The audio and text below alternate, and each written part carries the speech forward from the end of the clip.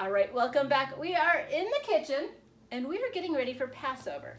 Now, Passover is the holiday that Jewish people celebrate, remembering when their ancestors were freed from Egyptian slavery.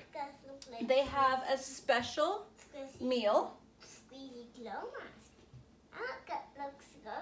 I've got a few of the things on here. I don't have everything. Whoop, whoop. They usually have matzah crackers. They usually have a type of leafy green. They usually have a type of herb. This is parsley, a charbroiled egg. They also have usually a lamb shank and some charoset. Now, what they do with the parsley or the herb is, yeah, they will dip it in salt water. You want to help put some salt in there? Take a pinch and put it in the water. Okay, a little bit more. Doesn't need to be too salty. The salt water reminds them of the tears that they shed in slavery. And so they will dip that in the salt water and eat that. Yeah, not my favorite. A lot of the meal is meant to be symbolic. Hammer just like in Mario? Well, can you hammer those walnuts? What we're making today is charoset. And two sides, yeah. It's a rubber mallet. It's not a mallet, it's a hammer. I call it hammer. It's a rubber mallet, which is in the hammer family. All right. I call it a hammer. Fine. I call it a hammer. Charoset is a dish made out of apples. And here I have my mandolin slicer. I'm gonna pop that on there. And I'm going to really quickly get some apple slices going.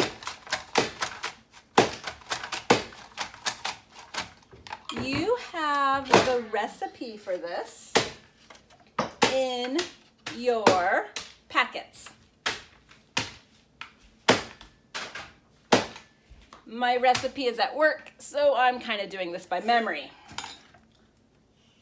The charoset is a dish that reminds them of the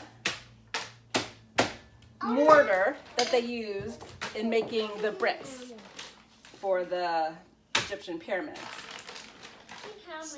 All right, I think it's hammered quite well, thank you. Quite well, you hammered that nicely. So I love this knife. This is my ulu. It comes with a round bowl. Mush and mash. We got this from Alaska. But I like it because it keeps everything in the bowl really nicely. Mush and mash? Well, some recipes will tell you to put your apple pieces in a food processor to make them super, super fine, almost like an applesauce. I kind of like mine a little bit chunky. Can you squeeze it out of lemon? So I'm gonna leave it nicely chopped like that. There we go, nicely chopped, and we're gonna put that in a bowl. Squeeze a dash of lemon. Squeeze a dash of lemon.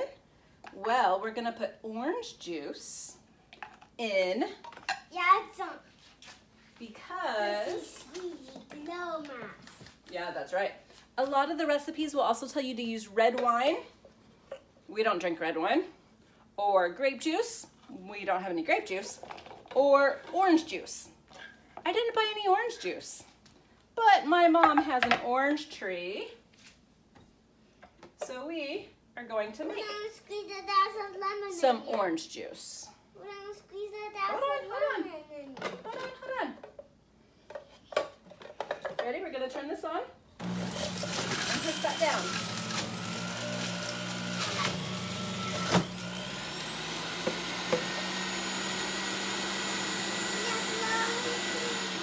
A little bit loud, but it's okay. So there are a million different kinds of recipes. It just kind of depends on what you want to add into it. Now, whoops, keep that there. Most of the recipes, they all say apple and they all say some kind of nut. Now, if your family is allergic to nuts, please don't use nuts. My family is not allergic. I'm gonna put some nuts in there. All right, just some, because I want to save the rest of it for granola. Now, the Passover meal was something that was... Can squeeze a dash of lemon. I know. Squeeze a dash of lemon. Shh. The Passover meal was something that was very special, and they had a certain... Those raisins don't look so good. They're kind of crystallized. We're not going to put raisins in it after all. It had a ritual to it, and they celebrated it the same way every year. So when Jesus had this Passover meal with his disciples and he changed some of the words around, they were a little confused. I'm going to scooch that over there. You want to pour the juice in? Pour the juice in. Are you going to pour the juice in? That's the next part of the recipe. A little bit. All of it. All of it. Yeah. It won't let me go. All right, and you can put some cinnamon in there with it. I told you Passover is tomorrow. We're making it ahead of time because this is one of those recipes that taste better when it's been in the fridge for a day or so. Plus, traditionally, I wouldn't have been able to make this recipe on a Saturday. They celebrated the Sabbath where they didn't do any work. So all of this meal would have been prepared ahead of time in this case because Sabbath is tomorrow and that's when Passover starts. So this is the meal we celebrate when we do communion, when we remember some of Jesus's last words. You're eating the apples out of it? Okay. With his disciples before he went out to pray and get arrested. So this is one of the last things he does with his disciples. And the Charoset, oh, you did drop it. Get a new one. Reminds them of the mortar, the clay that would hold the bricks together. And so it's supposed to have a mushy kind of consistency. And they scoop this up with the matzah, the cracker bread that doesn't have any leavening in it. That would take a big salt. It kind of does two things. It reminds them of the past, but it also tastes sweet. So it reminds them of their salvation, their freedom. And at that point, Jesus hadn't been born originally. And so they are celebrating their freedom from Egypt. We are celebrating our freedom from sin because we know that Jesus, when he died on the cross, he is called the Passover Lamb. He was sacrificed for our sins. So that is one of the cool things about Charoset. I hope you get a chance to make it at home with your recipe. And you can change the recipe up kind of however you and your family like. We used orange juice. I'm going to try to find some raisins that aren't crystallized and add that to the mix. And then we're going to put it in the fridge and eat it tomorrow. Have a great day. Have a great weekend. And I will see you on Zoom tonight or on Sunday when we celebrate Palm Sunday.